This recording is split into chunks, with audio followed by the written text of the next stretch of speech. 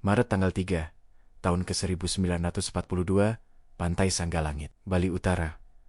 Angin laut membawa aroma asin dan lembab, bercampur dengan suara lembut ombak yang pecah di antara batu karang. Namun malam itu bukan malam biasa. Di balik kegelapan, beberapa perahu kecil bermesin rendah meluncur perlahan ke arah pantai. Lampu dimatikan sepenuhnya. Hanya cahaya bulan sabit yang sesekali memantulkan siluet seragam tentara Jepang. Letnan Tadashi Mori berdiri di haluan kapal, matanya tajam menatap garis pantai yang semakin dekat. Ia memegang peta lusuh yang digulung setengah, menunjukkan garis merah melingkar di sekitar dataran tinggi Buleleng. Disinilah markas akan berdiri, katanya lirih pada Sersan Nakamura di belakangnya, tempat yang tak akan ditemukan siapapun, bahkan Belanda sekalipun jika mereka kembali.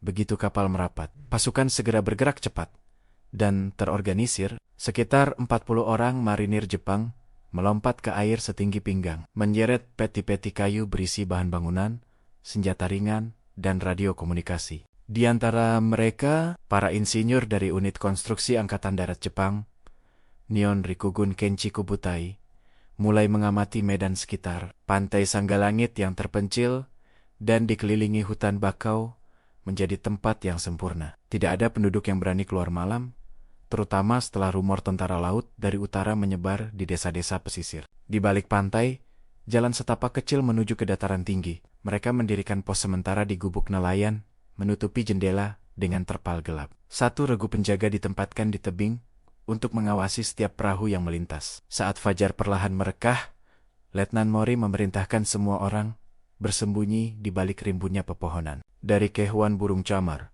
berputar di atas perairan yang tampak tenang, tak ada tanda aktivitas militer sama sekali. Namun di balik ketenangan itu, sebuah proyek besar baru saja dimulai. Sebuah benteng bawah tanah didesain untuk menyembunyikan artileri dan logistik pasukan Jepang di Bali. Rencana itu disahkan langsung oleh Komando Selatan di Singapura setelah Bali berhasil direbut dari Belanda hanya seminggu sebelumnya. Pulau itu dianggap titik strategis antara Jawa dan Lombok, serta jalur udara menuju Australia Utara. Selama beberapa hari berikutnya, aktivitas di hutan semakin padat. Setiap malam, truk kecil yang dicat hijau tua datang membawa bahan bangunan, besi, dan semen. Di siang hari suara burung dan jangkrik menutupi bunyi dentuman palu yang berasal dari balik semak-semak. Penduduk lokal yang penasaran segera diintimidasi. Satu insiden terjadi ketika seorang petani dari desa Gerokak mendekati lokasi karena mendengar suara ledakan kecil. Ia ditangkap, diinterogasi, dan tak pernah kembali. Sejak itu, penduduk tak pernah berani mendekat. Benteng yang mereka bangun bukan sembarang benteng. Mori dan timnya merancang jaringan terowongan yang menembus bukit batu kapur di belakang pantai. Lebar terowongan hanya cukup untuk 2 orang berjalan berdampingan. Tapi di dalamnya terdapat ruang penyimpanan amunisi, dapur, dan barak bawah tanah. Semua harus selesai sebelum musim hujan datang. Waktu kita hanya 3 bulan, ujar Mori di hadapan para insinyur, menunjuk peta yang terpampang di dinding gua. Kalau badai datang, kita kehilangan segalanya. Setiap malam mereka bekerja dengan lentera minyak, menggali, menahan gemuruh tanah yang runtuh, dan memperkuat dinding dengan balok kayu jati. Mereka tahu jika tempat ini berhasil berdiri, Bali akan menjadi benteng selatan Jepang yang tak tertembus. Namun, apa yang belum mereka sadari adalah bahwa mata-mata sekutu telah mengamati mereka dari kejauhan. April tahun 1942, di balik hutan lebat Buleleng, suara logam dan palu bergema seperti dentuman jantung di bawah tanah. Pasukan Jepang kini telah menggali lebih dari 20 meter ke dalam bukit kapur, menciptakan jaringan terowongan yang bercabang ke segala arah. Bau tanah basah dan oli mesin bercampur menjadi aroma khas yang tak pernah hilang dari udara lembab di sana. Letnan Tadashi Mori berdiri di depan pintu masuk utama terowongan, memperhatikan 2 teknisi yang memasang dinamo tangan untuk penerangan sementara. Pastikan kabelnya kering, ujarnya dengan nada tegas. Kalau korslet, kita buta di dalam. Di belakangnya, puluhan tentara dan pekerja lokal yang dipaksa bekerja tanpa banyak bicara, terus menggali dan mengangkut batu. Beberapa dari mereka berasal dari desa-desa di sekitar Tejakula dan Kubu Tambahan, direkrut di bawah ancaman atau dijanjikan upah yang tak pernah dibayar. Para pekerja ini tidur di gubuk bambu di tepi hutan, diawasi ketat oleh penjaga bersenjata. Mereka diberi makan seadanya, nasi jagung dan sup ikan asin. Beberapa jatuh sakit, tapi tak ada yang berani berhenti bekerja. Benteng itu kini mulai mengambil bentuknya. Dari luar, tak ada tanda bahwa di balik lereng bukit terdapat fasilitas militer. Hanya pohon kelapa dan perdu yang menutupi mulut gua. Namun, di dalamnya, Jepang telah memasang sistem pertahanan yang mengesankan untuk ukuran waktu itu. Sebuah ruang komando dengan peta besar Bali dan garis koordinat menuju Lombok dan Jawa Timur. Gudang senjata berisi mortir, senapan Arisaka, dan peti amunisi bertuliskan huruf Jepang. Ruang radio bawah tanah yang dilindungi dinding timah agar sinyal tak mudah terlacak. Salah satu insinyur, Kapten Kenji Takamura, memperkenalkan ide yang berani, memasang jalur rel kecil di dalam terowongan agar suplai amunisi bisa dipindahkan dengan cepat dari satu ruangan ke ruangan lain. Kalau sekutu menyerang dari udara, katanya sambil menunjuk rancangan di papan kayu, kita tetap bisa bergerak tanpa terlihat. Namun, proyek itu memakan korban. 2 kali terjadi longsor di dalam gua karena struktur tanah yang rapuh. Belasan pekerja lokal tertimbun hidup-hidup. Pasukan Jepang tidak menghentikan pekerjaan mereka, hanya menutup bagian yang runtuh dan melanjutkan penggalian dari sisi lain. Sementara itu, aktivitas mereka mulai menarik perhatian penduduk desa. Setiap malam, cahaya samar terlihat dari balik pepohonan, dan bunyi mesin diesel terdengar hingga ke sawah-sawah. Di Pasar Singaraja, rumor mulai menyebar bahwa Jepang sedang membangun istana bawah tanah untuk menyimpan emas rampasan dari Hindia Belanda. Namun kenyataannya jauh lebih serius. Benteng itu merupakan bagian dari sistem pertahanan rahasia yang menghubungkan pos-pos Jepang di Lombok, Bali, dan Banyuwangi. Jika salah satu pulau jatuh, yang lain bisa mempertahankan diri selama berminggu-minggu tanpa bantuan. Menjelang akhir 1942, Mori menerima kunjungan seorang perwira tinggi dari Denpasar, Kolonel Yutaka Nishimura. Ia datang membawa berita dari markas besar di Batavia. Sekutu sudah bergerak ke arah selatan, kata Nishimura di ruang pertemuan yang sempit, diterangi hanya oleh lentera. Kita harus bersiap menghadapi pendaratan di selatan Bali. Pastikan benteng ini bisa menahan serangan udara setidaknya selama 2 minggu. Mori menunduk hormat, tapi dalam hatinya, ia tahu 2 minggu tanpa suplai dan tanpa jalur keluar akan menjadi mimpi buruk. Sejak malam itu, mereka menggandakan tenaga kerja dan memperluas terowongan hingga mencapai hampir 1 kilometer. Beberapa ruangan dibuat sedalam 30 meter di bawah tanah, lengkap dengan sistem ventilasi bambu yang disamarkan di antara pepohonan. Dari luar, semuanya terlihat seperti bagian alami hutan. Tapi, ada sesuatu yang aneh. Setiap kali malam tiba, beberapa pekerja lokal melapor mendengar suara-suara samar dari dalam terowongan. Suara orang berbicara pelan dalam bahasa yang bukan Jepang, langkah kaki, bahkan suara palu yang datang dari arah dinding tertutup. Sersan Nakamura menganggap itu halusinasi karena kelelahan, tapi Mori sendiri mulai curiga bahwa mereka tidak benar-benar sendirian di bawah tanah. Januari tahun 1943, hujan turun tanpa henti selama berminggu-minggu, mengubah jalan tanah di sekitar Bukit Buleleng menjadi lautan lumpur. Namun aktivitas di dalam benteng bawah tanah tetap berlangsung. Para pekerja lokal bekerja tanpa melihat matahari, hanya diterangi lampu minyak yang berkelip di dinding lembab. Letnan Tadashi Mori semakin jarang keluar dari terowongan. Ia lebih banyak menghabiskan waktu di ruang komando, meninjau laporan dan memperhatikan peta jalur ventilasi yang semakin kompleks. Tapi sejak beberapa minggu terakhir, ada hal yang tidak bisa ia abaikan. Suatu malam, sekitar pukul 2 dini hari, seorang penjaga datang tergesa-gesa ke ruangannya. "Taisa, Letnan, kami mendengar suara dari terowongan barat," katanya ketakutan. Mori segera mengambil senter dan menuruni tangga batu yang licin. Di ujung lorong, para penjaga berdiri dengan wajah pucat. Dari balik dinding batu yang belum selesai digali, terdengar ketukan halus. 3 kali, lalu berhenti. "Siapa di sana?" teriak Mori. Suaranya menggema ke seluruh terowongan. Tak ada jawaban, hanya suara tetesan air yang menetes dari atap gua. Ia mendekat, menempelkan telinganya ke batu, dan untuk sesaat terdengar sesuatu, bukan ketukan lagi, melainkan suara lirih dalam bahasa yang asing, seperti seseorang berbicara pelan dari balik batu tebal. Mori menatap Sersan Nakamura. "Jangan ceritakan ini ke siapapun. Lanjutkan penggalian besok pagi. Saya ingin tahu apa yang ada di balik dinding ini." Keesokan harinya, pekerjaan dilanjutkan. Setelah beberapa jam menggali, para pekerja menemukan ruangan kecil yang tampak seperti gua alami. Di dalamnya terdapat tulang belulang manusia tua, sebagian tertutup batu dan akar pohon.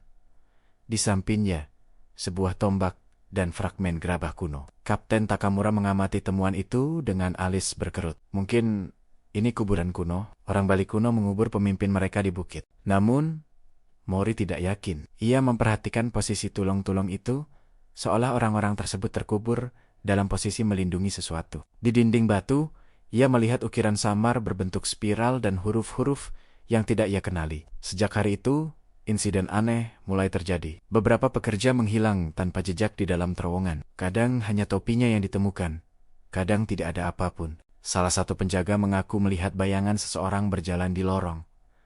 Tapi ketika dikejar, lorong itu buntu. Pasukan Jepang mencoba menjelaskan semuanya secara logis. Longsoran kecil, disorientasi akibat kurang udara, atau mungkin sabotase dari penduduk lokal. Tapi ketakutan mulai merasuki para pekerja. Mereka mulai membisikkan kata penunggu bukit. Makhluk penjaga yang marah karena tempat sucinya diganggu. Mori menolak percaya pada takhayul. Tapi malam demi malam, ia sendiri mulai mendengar suara langkah di luar kamarnya. Padahal, semua penjaga sedang di pos luar. Dalam laporan harian, ia menulis singkat, aktivitas di sektor barat dihentikan sementara. Kondisi tanah tidak stabil. Moral pasukan menurun. Namun dalam hati, ia tahu alasan sebenarnya bukan soal tanah. Meskipun demikian, benteng terus berkembang. Jepang menambah ruang amunisi dan memperkuat bagian timur dengan dinding beton. Mereka juga menyamarkan pintu masuk utama dengan rumah kayu bergaya Bali agar tak mencurigakan dari udara. Dari luar, tampak seperti rumah petani biasa. Pada bulan April tahun 1943, benteng itu akhirnya berfungsi penuh. Mereka menamai fasilitas itu Chiketsumaru. Benteng darah batu, radio bawah tanah kini aktif, dan laporan harian dikirim ke Denpasar menggunakan sandi. Namun bahkan ketika sistem militer berjalan sempurna, tidak ada yang mau berjaga di sektor barat lagi. Suara ketukan dan bisikan terus terdengar setiap malam. Beberapa perwira mulai meminta pemindahan ke pos lain, tapi Mori menolak semuanya. Kita tidak sedang melawan hantu, katanya dingin. Kita melawan sekutu. Namun apa yang datang kemudian bukan sekutu. Pada suatu malam, sebuah ledakan mengguncang bagian barat terowongan tanpa sebab yang jelas dan dari dalam reruntuhan. Pasukan menemukan sesuatu yang seharusnya tak mungkin ada. Sebuah ruang batu berisi patung tua dengan mata kosong menatap ke arah jalur utama terowongan. Dan sejak hari itu, tak satu pun yang bisa tidur nyenyak di benteng darah batu. Ledakan di sektor barat menggema hingga ke seluruh jaringan terowongan. Debu tebal memenuhi udara, membuat semua orang batuk dan berlari ke arah pintu keluar darurat. Di antara kepanikan itu, Letnan Tadashi Mori tetap berdiri tegak. Lampu senter di tangannya bergetar. Sinarnya menembus kabut abu-abu yang menyesakkan. Ketika debu mulai mengendap, terlihat sebuah ruangan batu yang terbuka akibat ledakan. Ruangan itu bukan buatan manusia. Bentuknya bulat sempurna, seolah diukir oleh tangan zaman yang jauh lebih tua. Dindingnya ditutupi ukiran halus yang menggambarkan sosok-sosok manusia membawa tombak dan binatang besar. Sementara di bagian tengah berdiri patung batu berwajah aneh, menyerupai perpaduan manusia dan binatang laut. Kapten Takamura menatapnya dengan ekspresi bingung. Ini bukan Bali kuno, ini lebih tua dari itu, gumamnya. Mori tidak menjawab. Ia hanya mendekat, menyorotkan cahaya ke wajah patung itu.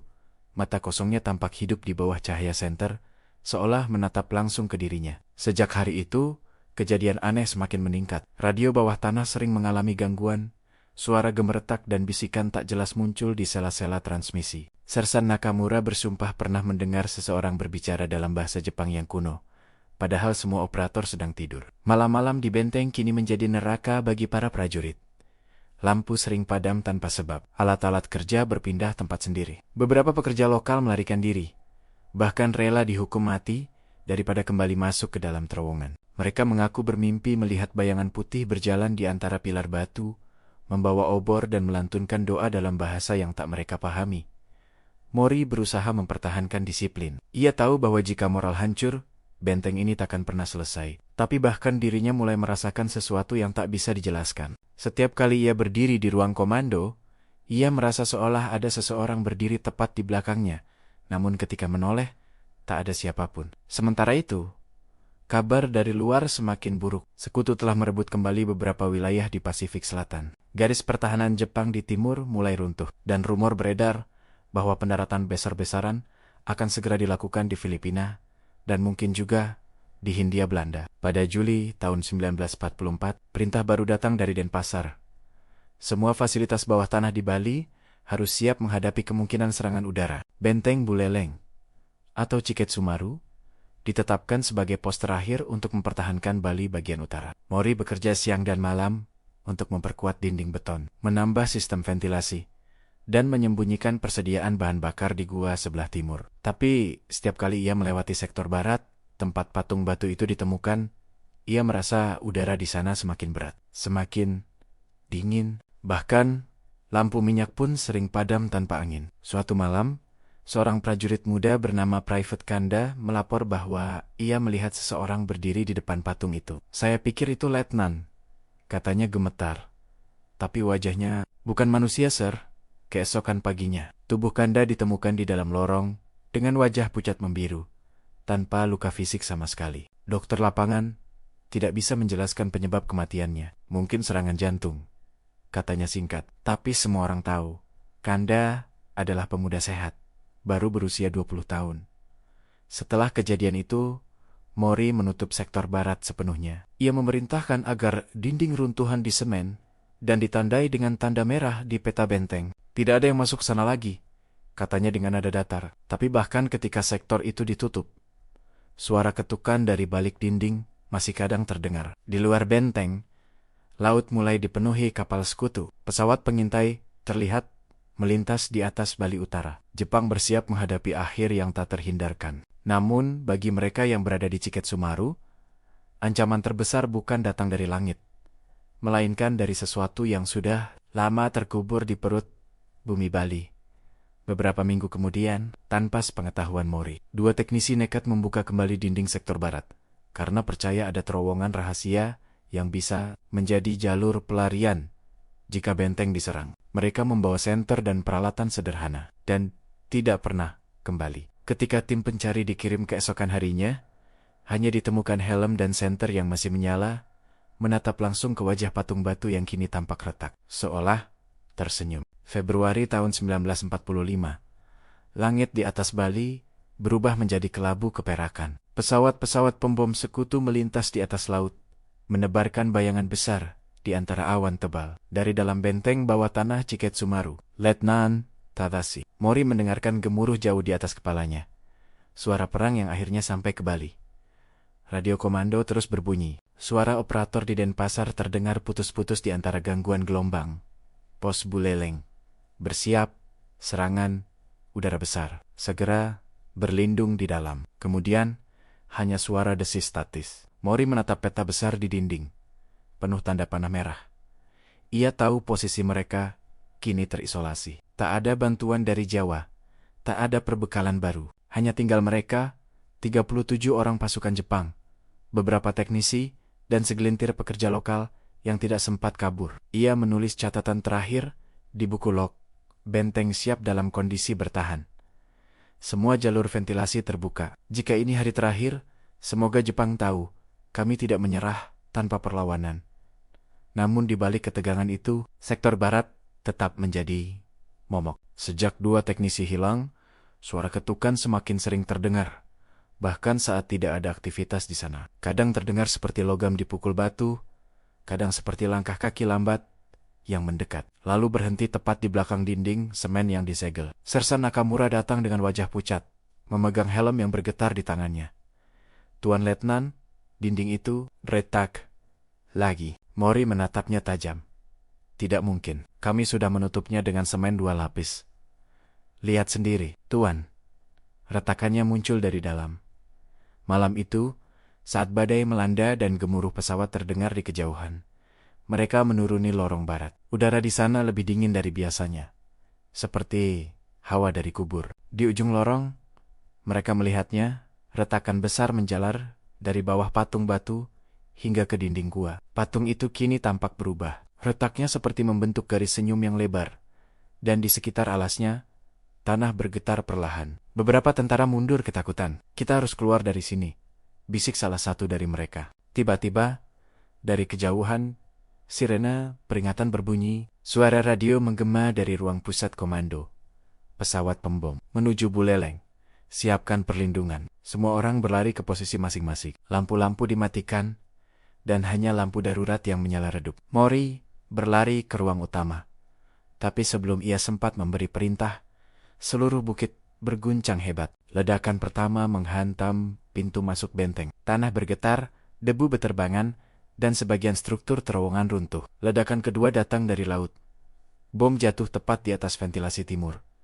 Api merembet ke dalam melalui pipa bahan bakar. Benteng Ciketsumaru berubah menjadi neraka bawah tanah. Para prajurit berteriak, mencoba menyelamatkan amunisi dan menutup jalur api. Tapi oksigen semakin tipis. Suara jeritan bercampur dengan dentuman dan bunyi batu runtuh. Di tengah kekacauan itu, Letnan Mori memerintahkan evakuasi ke sektor barat, satu-satunya bagian yang masih berdiri utuh. Tapi saat mereka tiba di sana, udara di dalam lorong terasa berbeda. Tenang, sunyi, seolah badai di luar tidak pernah ada. Patung batu di tengah ruangan kini bersinar samar, seolah menyerap cahaya dari api di kejauhan. Dari celah retakannya, keluar embusan udara dingin yang membawa aroma besi dan tanah basah. Mori berlutut di tanah. Napasnya terengah. Ia menatap ke arah patung itu lalu berbisik, "Kalau ini kuburanmu, ambillah semuanya. Tapi biarkan orangku pergi." Tak lama setelah itu, guncangan terbesar terjadi. Ledakan ketiga, mungkin dari gudang amunisi, menghancurkan sebagian besar benteng. Api menjalar ke semua arah, disusul suara runtuhan yang memekakan telinga. Ketika fajar datang, Ciketsumaru telah lenyap dari permukaan bumi. Bukit tempat benteng itu berdiri berubah menjadi tumpukan batu dan tanah hangus. Tak ada tanda-tanda kehidupan. Bertahun-tahun kemudian, penduduk desa menemukan sisa logam dan pecahan helm Jepang di sekitar area itu. Mereka menyebut tempat itu Bukit Darah Batu karena setiap kali hujan turun, tanah di sana berubah merah seperti darah yang merembes keluar dari bumi. Tak ada catatan resmi tentang keberadaan benteng itu di arsip Jepang atau sekutu. Tapi penduduk setempat masih percaya. Di bawah bukit itu, patung batu masih berdiri, menatap ke arah laut, menunggu mereka yang berani datang lagi.